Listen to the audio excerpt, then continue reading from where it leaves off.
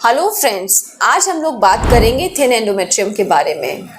कभी कभी जब आप ये कंप्लेन लेके अपने डॉक्टर के पास जाते हैं कि आपको पीरियड्स कम हो रहे हैं या फिर प्रेगनेंसी नहीं आ रही है, तो आपका अल्ट्रासाउंड किया जाता है। तब देख के बताया जाता है कि आपका एंडोमेट्रियम थिन है। तो आज हम लोग बात करेंगे थिन एंडोमेट्रियम के बारे में। सबसे पहले हम लोग जानते हैं, जैसा कि हमने पहले वीडियोस में भी डिस्कस किया है, कि यूट्रस की 3 लेयर्स होती हैं। आउटर मोस्ट लेयर होती है सिरोजा, मिडिल लेयर होती है मायोमेट्रियम, इनर मोस्ट लेयर यानी एंडोमेट्रियम। जो एंडोमेट्रियम है वो एक बहुत ही डायनेमिक लेयर है और बहुत ही काम की लेयर है, क्योंकि यहाँ पर आता है आपका, इसी के द्वारा आपको पीरियड आता है और इसी में एम्ब्रियो इम्प्लांट होता है यानी गर्भारोपण होता है। लेकिन एंडोमेट्रियम हमेशा एक जैसी नहीं रहती। इनफैक्ट जब मेंस्ट्रुअल साइकिल होती है, यानी एक मेंस्ट्रुअल साइकिल में इसके डिफरेंट फेजेस होते हैं। जस्ट आफ्टर पीरियड्स इसकी जो थिकनेस है वो केवल 4-5 मिलीमीटर होती है, और जैसे जैसे ये आपका ओव्यूलेशन का टाइम आता है, जिसको हम लोग मिड लूटियल फेज कहते हैं, तब इसकी थिकनेस बढ़ जाती है, लगभग 8, 9, 10 के आसपास पहुंच जाती है। और जब पीरियड्स होने का समय आता है, उससे जस्ट पहले उसकी थिकनेस 12 mm तक होती है। तो ये एक बहुत ही डायनेमिक लेयर है। तो थिन एंडोमेट्रियम के कारण क्या होते हैं, पहले हम इसके बारे में चर्चा करेंगे। सबसे इम्पोर्टेंट कारण है एस्ट्रोजन की कमी होना शरीर में। जब किसी हार्मोनल इम्बैलेंस की वजह से एस्ट्रोजन की कमी हो जाए, जैसे कि आपका कभी कभी प्रीमेच्योर ओवेरियन फेलियर हो गया, प्रीमेच्योर ओवेरियन इनसफिशिएंसी हो गई, बॉडी में एस्ट्रोजन कम हो जाता है, बढ़ती उम्र के साथ एस्ट्रोजन कम हो जाता है, और आपका कभी कुछ पीसीओएस वाले पेशेंट्स होते हैं, उनमें भी एंडोमेट्रियम हमको थिन मिलता है। लेकिन ये जो एंडोमेट्रियम थिन होता है इस केस में, ये एस्ट्रोजन की कमी की वजह से नहीं होता है। पीसीओएस का एंडोमेट्रियम थिन दूसरे कारणों की वजह से भी होता है। और थायराइड डिसऑर्डर्स में भी एंडोमेट्रियम जो है वो थिन होता है। तो ये थी हार्मोनल डिसऑर्डर्स के बारे में। और हमारे देश में जो सबसे कॉमन कारण है वो है इन्फेक्शन, और इन्फेक्शन में जो सबसे ज़्यादा कॉमन है वो है ट्यूबरक्लोसिस यानी टीबी। आप लोग देखते होंगे कई ऐसे हमारे यहाँ पेशेंट्स आते हैं जिनको बचपन में टीबी का इलाज चला, मतलब वो ठीक हो गए हैं, लेकिन उनका एंडोमेट्रियम जो है हमेशा के लिए थिन हो जाता है। क्योंकि टीबी का मर्ज तो ठीक हो जाता है, लेकिन जो उसका जो डैमेज है, जो उसने एंडोमेट्रियम के अंदर डैमेज कर दिया, क्योंकि यंग गर्ल्स में ज़्यादातर जब टीबी होता है तो वो आपके जेनाइटल ऑर्गन्स और यूट्रस पे भी जाके असर डालता है। उसकी वजह से हो जाती है एंडोमेट्राइटिस यानी एंडोमेट्रियम का इन्फेक्शन। वो इन्फेक्शन तो ठीक हो जाता है, लेकिन जो डैमेज है वो कम्प्लीटली ठीक नहीं होता है, जिसकी वजह से एंडोमेट्रियम जो है वो हमेशा के लिए पतला हो जाता है यानी थिन हो जाता है। और इसके अलावा जब जैसे आपने डीएनसी कराई, उसके बाद कई बार देखते हैं कि पीरियड्स कम होने लग जाते हैं, तो उसमें भी थिन एंडोमेट्रियम ही रिस्पॉन्सिबल है। और या फिर जैसे उम्र बढ़ती जा रही है, तो ऐसी कंडीशंस में भी जब है एंडोमेट्रियम थिन हो जाता है।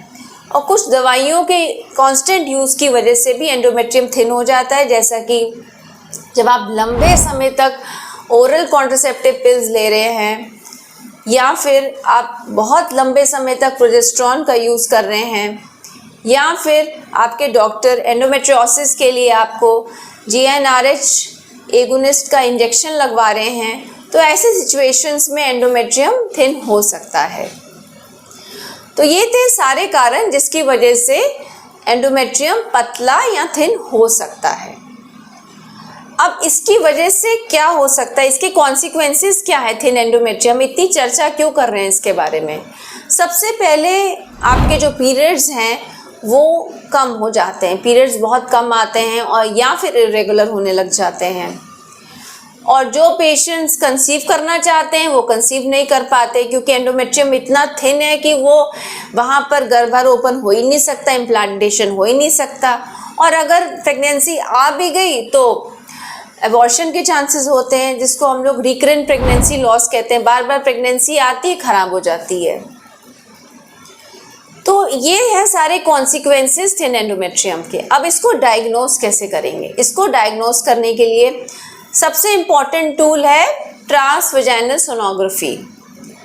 ट्रांसवेजाइनल स्कैन में अगर हमको मिड लूटियल फेस, जैसा कि मैंने बताया ओवुलेशन के आसपास एंडोमेट्रियम जो है काफ़ी थिन मिले, 7 mm से कम मिले और उसमें कोई ब्लड की सप्लाई ना मिले डॉपलर लगाने पर, तो ऐसे एंडोमेट्रियम को हम लोग थिन एंडोमेट्रियम कहते हैं।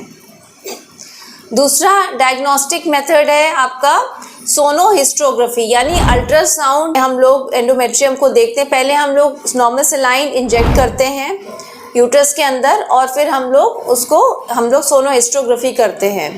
तो इसमें हम लोग को थिन एंडोमेट्रियम भी दिखाई दे सकता है और अगर कोई जाले बने हैं यूट्रस के अंदर तो वो भी बहुत अच्छे से नज़र आते हैं। इसके अलावा हम लोग हिस्ट्रोस्कोपी करके भी देख सकते हैं। हिस्ट्रोस्कोपी का एडवांटेज ये है कि हम लोग ना केवल डायग्नोसिस कर सकते हैं इस चीज़ की कि थिन एंडोमेट्रियम किस वजह से है, और इसका इलाज भी सेम सिटिंग में किया जा सकता है। अगर जाले हैं तो हम लोग जाले हटा सकते हैं। उसके अलावा हम लोगों ने इसके जो दूसरे मेथड्स होते हैं जिसके बारे में अभी हम बात करेंगे वो भी कर सकते हैं। अब इसका इलाज क्या है? इसका इलाज मेडिकल ट्रीटमेंट के बारे में हम लोग बात करेंगे। तो इसमें हम लोग एस्ट्रोजन देते हैं पेशेंट को और कुछ ऐसी दवाइयाँ देते हैं जिससे कि एंडोमेट्रियम की ब्लड सप्लाई बढ़े। जब उसकी ब्लड सप्लाई बढ़ेगी एंडोमेट्रियम की तो एंडोमेट्रियम मोटा भी हो जाएगा। उसमें हम लोग यूज़ करते हैं आजकल आपके सिल्डेनाफिल, एल-आर्जिनिन, जिसके आजकल बहुत सैशे आते हैं, और खून पतला करने के लिए हम लोग यूज़ करते हैं एस्पिरिन। अगर मेडिकल ट्रीटमेंट से हमारे पेशेंट को फ़ायदा नहीं है और इसके साथ अगर जाले भी बने हैं तो यहाँ पर यूज़ होता है हिस्ट्रोस्कोपी का। हिस्ट्रोस्कोपिक एडिजियोलाइसिस यानी जाले हटाए जाते हैं और हम लोग साथ में उसके बाद इंजेक्ट करते हैं ऑटोलोगस स्टेम सेल थेरेपी। जैसा कि मैंने अपने पिछले वीडियोस में बताया था कि स्टेम सेल थेरेपी का आप लोग यूज़ इसमें थिन एंडोमेट्रियम में भी कर सकते हैं। हम लोग स्टेम सेल प्रिपेयर करके पेशेंट के बोन मैरो से स्टेम सेल प्रिपेयर करके 8 डिफरेंट साइट्स पे एंड सब एंडोमेट्रियली एक नीडल द्वारा इंजेक्ट करते हैं, जिससे कि एंडोमेट्रियम दोबारा से ग्रो करने लग जाता है और काफ़ी डैमेज एंडोमेट्रियम भी इससे ठीक हुए हैं। ये बहुत ही फ्रूटफुल टेक्निक है। इसके अलावा ऑटोलोगस पीआरपी का भी यूज़ होता है इसमें। तो ये थी सारी बातें आपके ट्रीटमेंट के बारे में। इसके अलावा लेकिन बहुत इम्पॉर्टेंट बात ये है कि अगर आपको अच्छा एंडोमेट्रियम चाहिए, ट्रीटमेंट तो आप करा ही रहे हैं, लेकिन आपका लाइफस्टाइल भी बहुत अच्छा होना ज़रूरी है। यदि आपका वेट बहुत ज़्यादा है तो उसको कंट्रोल करिए, क्योंकि अगर आपकी बॉडी में वेट ज़्यादा होगा तो आपके जो हार्मोन्स हैं जितने हैं वो डिस्टर्ब हो जाएंगे। दूसरा, अगर आपका वेट बहुत कम है तब भी आपका एंडोमेट्रियम थिन हो सकता है। तो हेल्दी वेट मेंटेनेंस बहुत ज़रूरी है। और जो लोग सिगरेट स्मोक करते हैं, अल्कोहल कंजम्पशन जिनका है, तो उनको ये सब आदतें छोड़ देनी चाहिए। ट्रीटमेंट के साथ आप एक हेल्दी लाइफस्टाइल को अपनाएं। तो ये थी सारी बातें थिन एंडोमेट्रियम के बारे में। इससे रिलेटेड कोई भी क्वेरी हो तो हमारे कमेंट बॉक्स पे डालिए। Thank you so much.